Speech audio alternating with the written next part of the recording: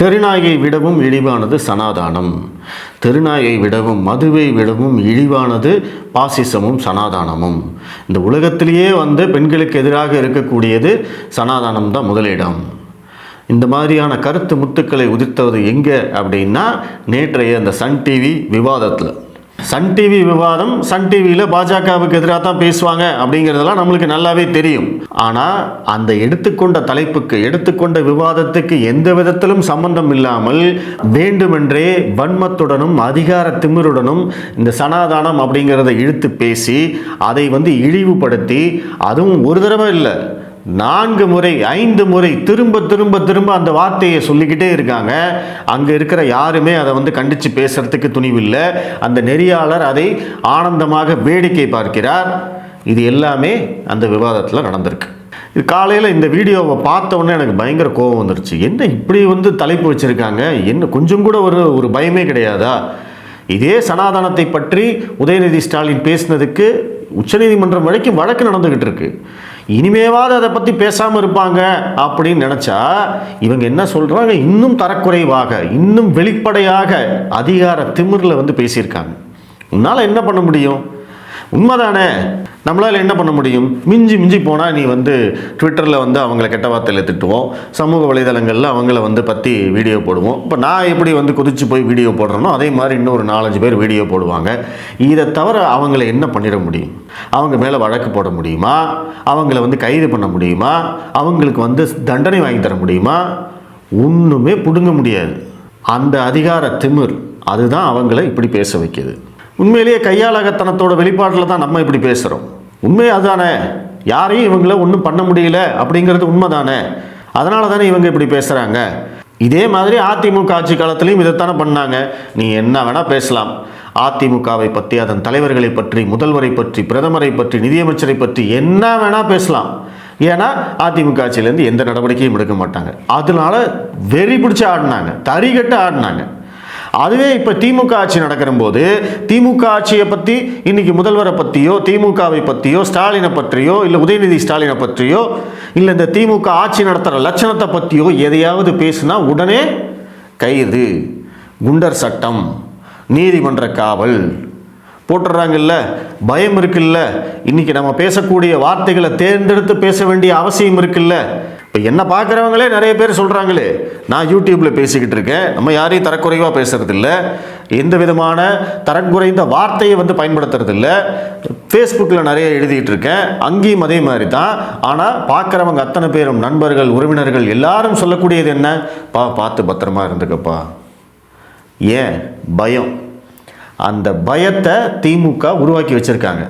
மாவனே, நீ ஏதாவது பேசின, ஏதாவது எல்லாம் மீறி போன அப்படின்னா உன்னை தூக்கி உள்ளே வச்சிருவேன். அந்த பயம்.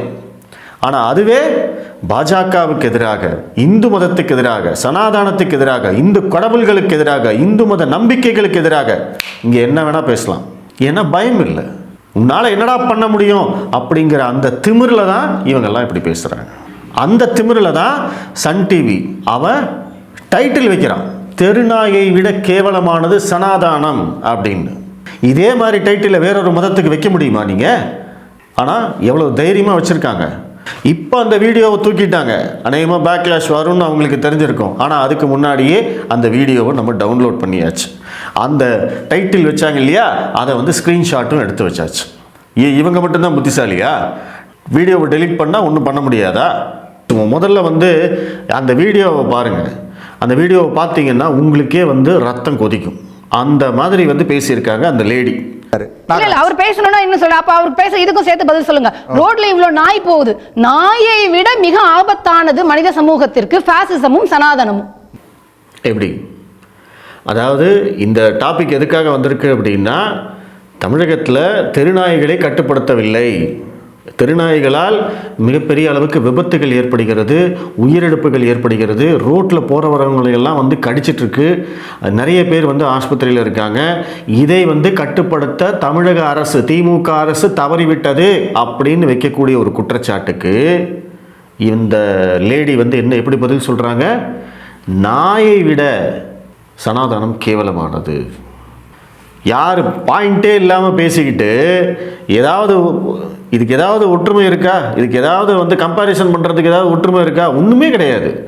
ஆனால் இந்த அம்மா வந்து இந்த விவாதத்தில் வெற்றி பெற வேண்டும், பாஜகவை அவமானப்படுத்த வேண்டும், இந்த விவாதத்தை வந்து திசை திருப்ப வேண்டும் அப்படிங்கிறதுக்காகவே இந்த அம்மா இப்படி பேசுது. எந்த பயமும் இல்லை. ஒரு தடவை சொல்லியிருக்காங்கன்னு தான் நினைக்கிறீங்க? பாருங்க. நாய் எல்லாம் அப்படி நாய் போதும் ஆபத்தான். சனாதனத்தை வச்சுக்கிட்டு என்னெல்லாம் பண்ணிட்டு இருக்கீங்க, என்னெல்லாம் பேசிக்கிட்டு இருக்கீங்க, பெண்களுக்கு எதிரான வன்முறை நீங்க எப்படி எல்லாம் ஊக்குவிச்சுக்கிட்டு இருக்கீங்க. பிரிஜ்வல் ரேவண்ணா, பிரிஜ்பூஷன் சரண் சிங் இன்னும் அடிக்கிட்டே போலாமே. அதனால திரும்பவும் சொல்றேன், ஏதோ டிபேட்டுக்கு வந்தா ஏதோ ஒண்ணு குறை சொல்லணுமே அப்படின்னு சொல்லிட்டு எல்லாம் பேசக்கூடாது. மக்களை அரசியல் படுத்தணும், ஆக்கப்பூர்வமா பேசணும், அறிவோட பேசணும். ஆக்கப்பூர்வமா பேசணும், அறிவோட பேசணும், மக்களை அரசியல் படுத்தணும். என்ன அரசியல் படுத்துறது? ஏங்க, தெருநாய் பிரச்சனையை பற்றி சொன்னால் அதற்கு வந்து சம்பந்தமே இல்லாமல் சனாதானத்தையும் இந்து மதத்தையும் சம்மந்தப்படுத்தி பேசுறது, இழிவாக பேசுகிற இவங்க அறிவாளியாமா, ஆக்கப்பூர்வமாக பேசுகிறாங்களாமா. ஆனால் அந்த குற்றச்சாட்டு வச்சவங்களுக்கு அறிவில்லையாமா. இதுதான் வந்து இந்த அம்மா சொல்லிட்டு இருக்கு. இல்லை, சனாதானத்தை வச்சு நீங்கள் என்னவெல்லாம் பண்ணிக்கிட்டு இருக்கீங்க, பெண்களுக்கு எதிராக நீங்கள் இதெல்லாம் பண்ணிக்கிட்டு இருக்கீங்க. பிரிஜ்வேல் ரேவண்ணா, பிரிஜேஷ் பூஷன் அப்படின்னு இவங்கெல்லாம் வந்து பெண்களுக்கு எதிராக குற்றம் அளித்தவர்கள், அவங்கள வந்து பாஜக பாதுகாத்தது அப்படின்னா சரி. இந்த மாதம் பொம்பளை பொறுக்கி வைரமுத்துவோட ஒரே நிகழ்ச்சியில் ஒரே மேடையில் கலந்துக்கிட்டாரு முதல்வர் ஸ்டாலின். அது என்ன, வைரமுத்து என்ன பெண்களின் காவலரா? ஒரு நிகழ்ச்சி இல்லை, 2 நிகழ்ச்சியில் கலந்துக்கிட்டார். 2 நிகழ்ச்சியிலையும் அந்த வைரமுத்து பொம்பளை பொறுக்கி தப்பாவே தான் பேசியிருக்கார். அவனை கட்டி காப்பாற்றுறது யாரு? பிரிஜ்வேல் ரேவண்ணா மேலே வழக்கு போட்டாங்க, அவனை கைது பண்ணாங்க, அந்த வழக்கு நடந்துகிட்டு இருக்கு. பிரிஜ்பூஷன் மேலே வழக்கு போட்டாங்க, அந்த வழக்கும் நடந்துகிட்டு இருக்கு. ஆனால் இங்கே வைரமுத்து மேலே ஒரு கேஸ் கூட கிடையாது, ஒரு என்கொயரி கூட கிடையாது. அந்த பொம்பளை பொறுக்கி இது வரைக்கும் அந்த கேள்விக்கு கூட பதில் சொன்னது கிடையாது. அப்படி அவனை பொத்தி பொத்தி காப்பாற்றுற திமுக கூட்டம், திருட்டு திராவிட கூட்டம், இவங்க வந்து அடுத்தவங்களை பார்த்து கை காட்டி கேள்வி கேட்பாங்களாமா. ஏன் இந்த அம்மா பெண்களுக்கு ஆதரவாகத்தான் பேசுறாங்கன்னா வைரமுத்துவை பத்தி பேச சொல்லுங்க பாப்போம். இப்ப 1000 ரூபாய் திட்டத்தை பத்தி பேசுறோம், இல்ல பெண்களுடைய ஆதரவு கூடி இருக்கா திமுக அப்படின்னா லாஜிக்கா பேசணும். அதை விட்டுட்டு நாய் போகுது, மதுக்கடைக்கு போறாங்க, அதாவது மதுபான மாநாடு நடத்தின பிஜேபி வந்து இங்க சொல்லுது. அதனால பேசணும்னா ஏதாவது கொஞ்சமாவது அறிவுபூர்வமா பேசணும். அதாவது இந்த டாபிக் உங்களுக்கு புரிஞ்சிருக்கும்னு நினைக்கிறேன். திமுக அரசு மீதான விமர்சனங்கள் என்னென்ன விமர்சனங்கள்? மதுபானங்கள் வாயிலாக பெண்களுக்கு வந்து பாதிப்பு ஏற்படுது, அவங்க வந்து விதவையாகிறாங்க, ஆண்களுடைய வருமானம் டாஸ்மாகுக்கே போயிடுது, ப்ளஸ் தெருநாய்கள் பிரச்சனை, இதனால் பெண்கள் வந்து பாதிக்கப்படுகிறார்கள், பெண்கள் வந்து பாலியல் துன்புறுத்தலுக்கு ஆளாகிறார்கள். இதெல்லாம் வந்து திமுக அரசாங்கம் மேலே வைக்கக்கூடிய குற்றச்சாட்டுகள். இந்த குற்றச்சாட்டை நீங்கள் எப்படி டிஃபெண்ட் பண்ணணும்? இல்லை, நாங்கள் வந்து சரியாக பண்ணியிருக்கோம், பாருங்கள் இந்த குற்றங்கள் கம்மியாக இருக்குது, நாங்கள் இவ்வளோ நடவடிக்கை எடுத்திருக்கோம், இந்த மாதிரி சொன்னால் பரவாயில்ல. ஆனால் இந்த அம்மா என்ன பண்ணுது? சம்பந்தமே இல்லாமல் சனாதனத்துக்கு போயாச்சு, இந்து மதத்துக்கு போயாச்சு. உங்கள் இந்து மதமே இப்படித்தான் அப்படின்னு ஏன்னா டைவர்ட் பண்ணணும், திசை திருப்பணும், மடை மாற்றணும். இதை பேசினா உடனே வந்து எதிர்த்தரப்பில் இருக்கிறவங்க கோபப்படுவாங்க, கோபப்பட்டு அவங்க வார்த்தையை விடுவாங்க. அதுதான் இவங்களுக்கு வேணும். நீ எப்படி வந்து சனாதனத்தை பற்றி பேசலாம் அப்படின்னு அங்கே கோபப்பட்டு யாராவது பேசி வார்த்தையை விட்டாங்க அப்படின்னா அந்த வார்த்தையை பிடிச்சி இந்த விவாதத்தை அப்படியே திசை திருப்பிடுவாங்க. சண்டை அப்படியே கலைச்சி விடு. கூட்டத்தை கலப்பா, கூட்டத்தை கலைச்சாதான் பஞ்சாயத்து முடியும். அதுதான் இவங்களுக்கு தேவை. அதைத்தான் இந்த அம்மா தெளிவாக பண்ணிக்கிட்டு இருக்கு. நம்ம இதற்கு எதிர்வினை என்ன வந்தது அப்படிங்கிறத பற்றியும் நம்ம பேசுவோம். முதல்ல இந்த அம்மா முழுசாக பேசி முடிக்கட்டும். வட மாநிலங்களில் கழிப்பறையே இல்லாத நிலையை பெண்களுக்கு வச்சுட்டு கழிப்பறை கட்டி கொடுத்தோன்னு பெருமையா பேசிட்டு இருக்காங்க. தமிழ்நாட்டு பெண்கள் கிட்ட வந்து அவரோட பதில கேட்டுருவோம், நாகராஜோட பதில கேட்டுருவோம். இதை சொல்றாங்க பாருங்க, வட மாநிலங்களில் கழிப்பறையே கிடையாது, அங்கே வந்து கழிப்பறை கட்டி கொடுத்துட்டோம் அப்படின்னு எங்ககிட்ட வந்து பெருமையாக பேசுறீங்களா? தமிழ்நாட்டு பெண்கள்கிட்ட பெருமையாக பேசுறீங்களா? அதாவது அடிப்படை அறிவு இருந்தால் கூட இப்படியெல்லாம் பேச மாட்டாங்க. தூய்மை இந்தியா திட்டத்தில் கழிப்பறை கட்டி கொடுத்தது இந்தியா முழுவதும் தான், தமிழ்நாட்டிலையும் கட்டி கொடுக்கப்பட்டிருக்கு. கிட்டத்தட்ட 1 கோடி கழிப்பறைக்கு மேலே கட்டி கொடுக்கப்பட்டிருக்கு. இங்கே என்னமோ இவங்க வந்து திராவிட மாடல் அரசு அப்படின்னு பெருமை பீத்திக்கிறது மட்டும்தான் இவங்களுக்கு வேலை. இங்கேயும் வந்து பொதுவெளியில் மலம் கழிக்கும் பழக்கம் இன்னைக்கும் இருக்கு, இப்போ இருந்துட்டு தான் இருக்கு, இதற்கு முன்னாடியும் இருந்தது. வட மாநிலத்தில் மட்டும்தான் அப்படி இருக்கு, இங்கெல்லாம் அப்படி கிடையாதுன்னு வாய்க்கு வந்த மாதிரி பேசிக்கிட்டு இருக்கிற இந்த தத்தி தான் வந்து இந்து மதத்தை பற்றி பேசுகிறாங்க. அம்மையார் அவர்களை ரோட்ல இறங்கி நடந்து போக சொல்லுங்க, அப்ப தெரியும் இந்த நாய்களுடைய தொல்லை. சமூக வலைதளங்களில் பார்க்கறது இல்லையா? பெண் குழந்தைகளை நாய்கள், ஆண்களை பெண்கள் நாய்களை துரத்துறது நீங்க பாக்குறது இல்லையா? இது சமூக அவலம் தானே. பாசிசம் எந்த குடும்பத்தில் ஆண்கள் இல்லாம பண்ணிருக்கு? நீங்க கிராமங்களை வந்து பாருங்க, மதுக்கடையினால சந்துக்கடையினால எத்தனை பெண்கள் பூவையும் பொட்டையும் விழுந்திருக்காங்கன்னு வந்து பாருங்க. சார் ஆக்கப்பூர்வமா பேசலங்க. மதுக்கடை அப்படிங்கிறது மது அப்படிங்கிறது அது வேற ஒரு டாபிக், கம்ப்ளீட்டா வேற ஒரு டாபிக் சார். கொஞ்சம் லாஜிக்கா பேசுங்க. மது அப்படிங்கிறது கம்ப்ளீட்டா வேற டாபிக். பேச விடுங்க. எப்படி வந்து இடைமறிக்கிறாங்க பார்த்தீங்களா? லாஜிக்காக பேசணுமாமா, ஆக்கப்பூர்வமாக பேசணுமாமா. மதுவினால் பெண்கள் பாதிக்கப்படுகிறார்கள், மதுவினால் பெண்கள் கணவனை இழக்கிறார்கள் அப்படிங்கிறது ஆக்கப்பூர்வமான வாதம் இல்லையா? லாஜிக்கான வாதம் இல்லையா? ஆனால் உடனே அதை மடைமாற்றம் செய்யணும் அப்படிங்கிறதுக்காக உடனே குறுக்க வந்தாச்சு. நீ பேசல. மதுபான மாநாடு நடத்திட்டு நீங்க எப்படி சார் பேசுறீங்க? மதுபான மாநாடு நீங்க தான சார் நடத்துறீங்க. பிஜேபி நடத்துச்சுல மதுபான மாநாடு. இப்படி எல்லாம் நீங்க வச்சுக்கிட்டு ஏன் நான் என்ன கேக்குறேன், பிரைம் மினிஸ்டர் தான் 56 இன்ச் ரொம்ப வீரமானவர்ல, இந்தியா முழுக்க இனிமே மதுபான கடையே இருக்கக்கூடாதுன்னு ஆர்டர் போட முடியுமா சார் உங்களால? உங்களுக்கு அவ்வளவு அக்கறை இந்த நாட்டு பெண்கள் மீது இருந்தா போடலாம்ல. நாயை விட மதுவை விட ரொம்ப ஆபத்தானது இவங்க பேசுற சனாதனம். அதனால அடிப்படை அறிவு இல்லைன்னு சொன்னேன் இல்லையா? அதுக்கு இன்னொரு உதாரணம் இதுதான். மதுபான மாநாடு நடத்தினாங்களாமா. மதுபான மாநாடெல்லாம் நடத்தலை, கல்லுக்கு ஆதரவாக மாநாடு நடத்தணும். கல் வந்து மதுபானம் கிடையாது அப்படிங்கிறத ஏற்கனவே அறிவியல் பூர்வமாக இங்கே நிரூபிக்கப்பட்டிருக்கு. அதுக்கு ஆதரவாக பாஜக மாநாடு நடத்தினா அது உடனே மதுபான மாநாடாமா. இவங்க மதுபானம்னு சொல்றதெல்லாம் திமுகவுடைய குடும்ப உறுப்பினர்கள் நடத்தும் அந்த சாராய கம்பெனி தான் வந்து இவங்க மதுபானம் நடத்த சொல்லிட்டு இருக்காங்க. இங்க வந்து கல் வந்து அந்த மாதிரி கிடையாது. ஒவ்வொரு விவசாயிக்கும் வந்து பலனளிக்கக்கூடிய திட்டம் அது. அப்படிப்பட்ட கல்லை வந்து இவங்க மதுபானத்தில் சேர்த்துக்கிட்டு இந்த அறிவுபூர்வமாக பேசுங்க, அப்படி பேசுங்க, இப்படி பேசுங்கன்னு சும்மா சும்மா தேவையே இல்லாமல் கத்திக்கிட்டு இருக்கு. இதில் வந்து பிரதமர் மோடி அவர்கள் பெண்கள் மேலே அக்கறை இருந்தது அப்படின்னா 56 இன்ச்சு அப்படின்னு சொல்கிறீங்கல்ல, நீங்கள் இந்தியா முழுவதும் மதுபான விற்பனையை தடை செய்து உத்தரவு போடலாம் இல்லை அப்படிங்கிறாங்க. எது ஸ்டேட் சப்ஜெக்ட், எது சென்ட்ரல் சப்ஜெக்ட்னு எந்த அடிப்படை அறிவும் இல்லை அப்படிங்கிறத தான் திரும்ப திரும்ப சொல்லிக்கிட்டே இருக்கு. இதெல்லாம் உட்கார்ந்து பேசிக்கிட்டு இந்த நெறியாளர் அந்த ஆளுக்கு ஏதாவது தெரியுமா? ஒன்றுமே தெரியாது. ஏன்னா பேசட்டும், பேசு. ஏன்னா இதுக்கு பதில் சொல்கிறவர் வெளியில் எங்கேயோ வேற எங்கேயோ உட்காந்துருக்காரு, அவர் ஸ்டூடியோவில் இல்லை, இதை யாரும் குறுக்கிடவும் இல்லை. இந்த விஷயம்லாம் இவங்களுக்கு தெரியுமா தெரியாதான்னு நம்மளுக்கு தெரியல. இவங்க மாநில உரிமைன்னு என்ன பேசிக்கிட்டு இருக்காங்க? திமுக அரசு ஸ்டாலின் என்ன பேசிக்கிட்டு இருக்காரு? மாநில உரிமையை பறிக்கிறது, மாநில விவகாரங்களில் மத்திய அரசு தலையிடுகிறதுன்னு சொல்லிட்டு இருக்காங்கல்ல. மதுபானம் அப்படிங்கிறது ஸ்டேட் சப்ஜெக்ட். அப்போ அந்த ஸ்டேட் சப்ஜெக்டில் நீங்கள் ஏன் தலையிடலைன்னு கேட்குது இந்த அம்மா. ஏமா மத்திய அரசுக்கு அதிகாரம் இருக்கக்கூடிய கல்வி பொதுப்பட்டியலில் இருக்கு அப்படின்னா மத்திய அரசுக்கும் கல்வியில் அதிகாரம் இருக்கு அப்படின்னு தான் அர்த்தம்.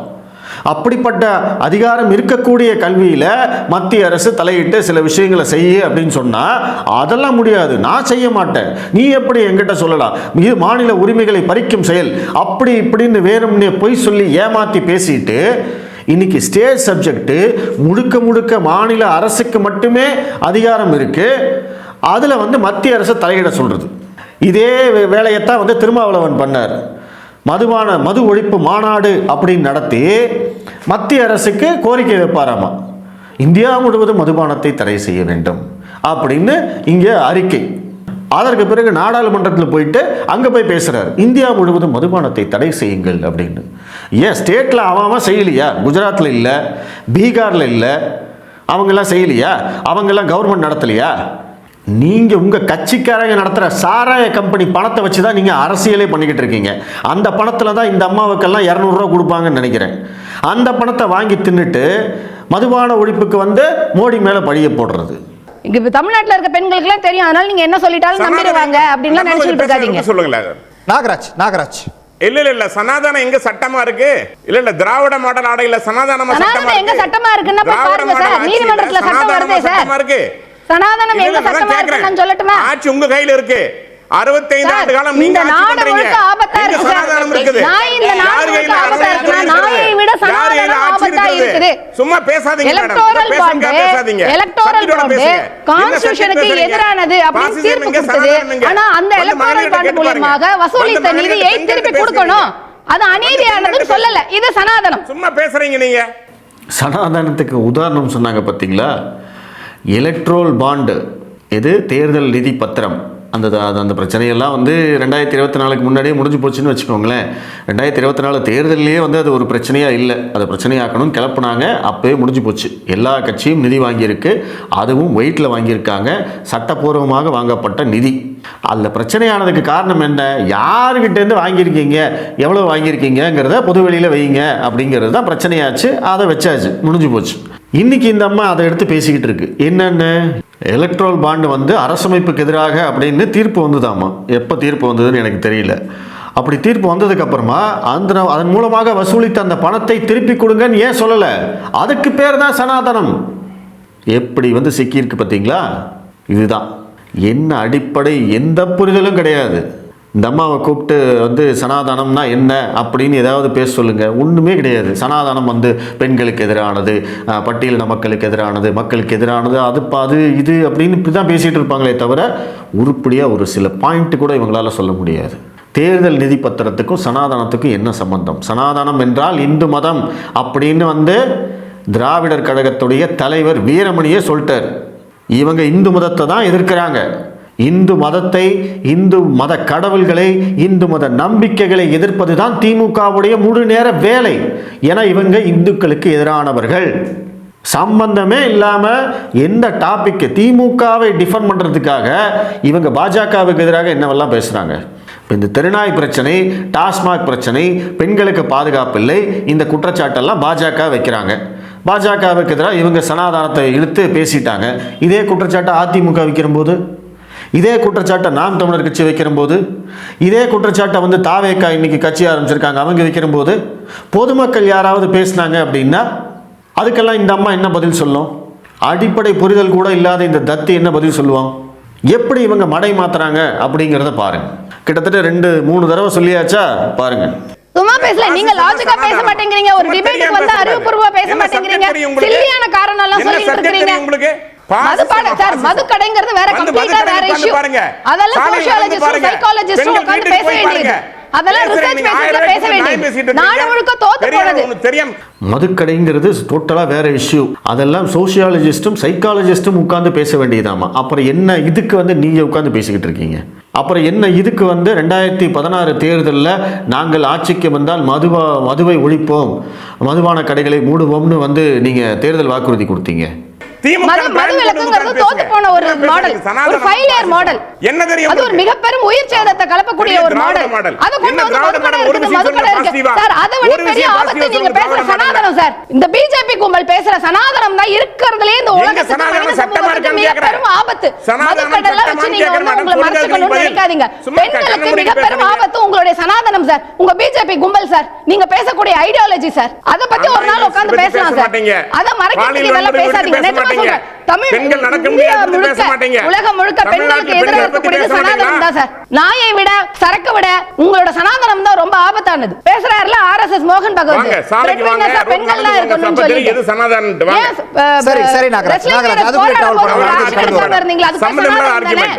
சனாதனம்னா ஒரு டெஃபினிஷனை ப்ராப்பரா சொல்றதுக்கு உங்களுக்கு தைரியம் கிடையாது. இஷ்டத்துக்கு தகுந்த மாதிரி மாத்தி மாத்தி பேச வேண்டியது. நீங்க அடுத்த வாட்டி டிபேட் எல்லாம் உங்களுக்கு ஆளுங்க வரும்போது தயவுசெய்து ஒரு லாஜிக்கலா டிபேட் எப்படி பண்ணணும், டிஸ்கஸ் எப்படி பண்ணணும்னு கேட்டுட்டு வாங்க சார். இவங்க பேசுறதுல ஏதாவது லாஜிக் இருக்கா? ஏதாவது ஆக்கப்பூர்வமா பேசினாங்களா? ஏதாவது அறிவுபூர்வமா பேசினாங்களா? அடி முட்டாள கூட்டிட்டு வந்து இப்படி வந்து விவாதம் செய்ய வச்சு இப்படி கத்த வச்சுட்டு இவங்க வந்து அடுத்தவங்களுக்கு அட்வைஸ் வேற. இதுதான் வந்து திருட்டு திராவிடம்ங்கிறது. இவங்க செய்யற எல்லா தப்பையும் செஞ்சுட்டு அந்த பழியை தூக்கி அடுத்தவங்க மேலே போட்டு போயிடுவாங்க. கொஞ்சமாவது அறிவா பேசியா அப்படின்னு சொல்லிட்டு போயிடுவாங்க. இவங்க பேசுறதெல்லாம் முட்டாள், இவங்க பேசுறதெல்லாமா முட்டாள்தனமான கருத்துக்கள், கேவலமான கருத்துக்கள், இழிவான வார்த்தைகள், இப்படித்தான் பேசிக்கிட்டு இருப்பாங்க. அந்த அம்மா முதல்ல கொஞ்சம் பேசிட்டாங்க. அதற்கு பிறகு ஜி.கே. நாகராஜன் தான் பேசுறதுக்கு கூப்பிடுறாரு அந்த நெறியாளர். ஆனால் அவர் பேச ஆரம்பித்த உடனே, பதில் சொல்ல ஆரம்பித்த உடனே இந்த அம்மா மறுபடியும் குறுக்க வந்துருச்சு. அந்த நெறியாளர் ஒரு வார்த்தை கூட பேசலை. இந்த மாதிரி ஒரு பச்சையாக வந்து திமுகவுக்கு ஆதரவாக வந்து அவங்க நடந்துக்கிறாங்க அப்படிங்கிறது தெரிஞ்சுதானே அங்கே போய் உட்காடுறீங்க. சன் டிவிக்கு எதுக்கு போய் உட்காரணும்?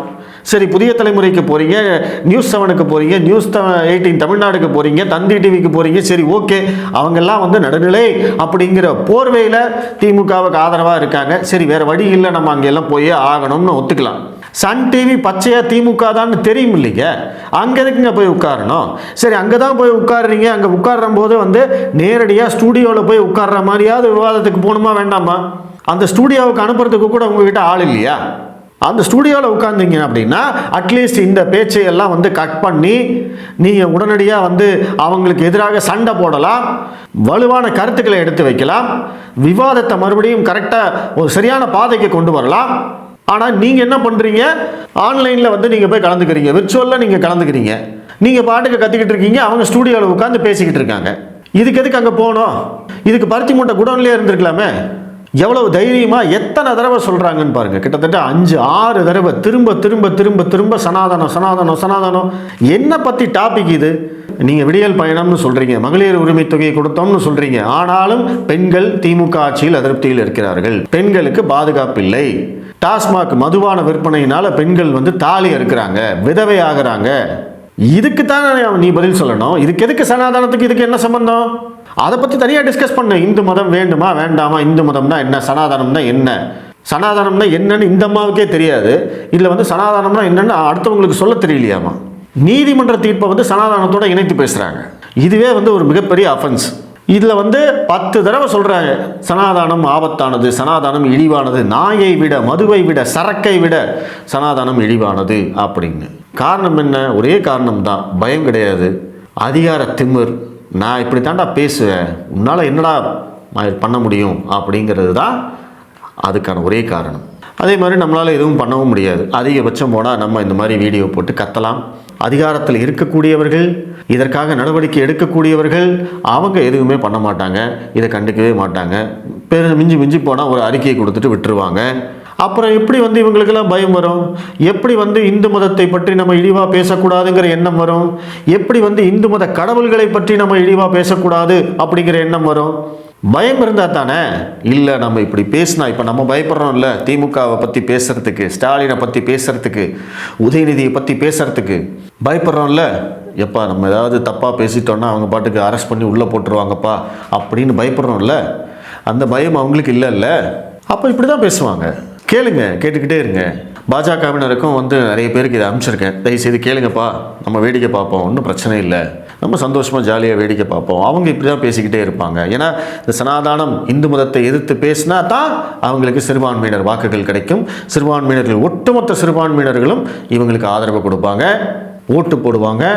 தமிழர்கள் இந்துக்கள் இல்லைன்னு சொல்லுவாங்க, இந்தியா ஒரே நாடு இல்லைன்னு சொல்லுவாங்க, தமிழ்நாடு வேற இந்தியா வேறன்னு சொல்லுவாங்க, எல்லாம் சொல்ல முடியும்.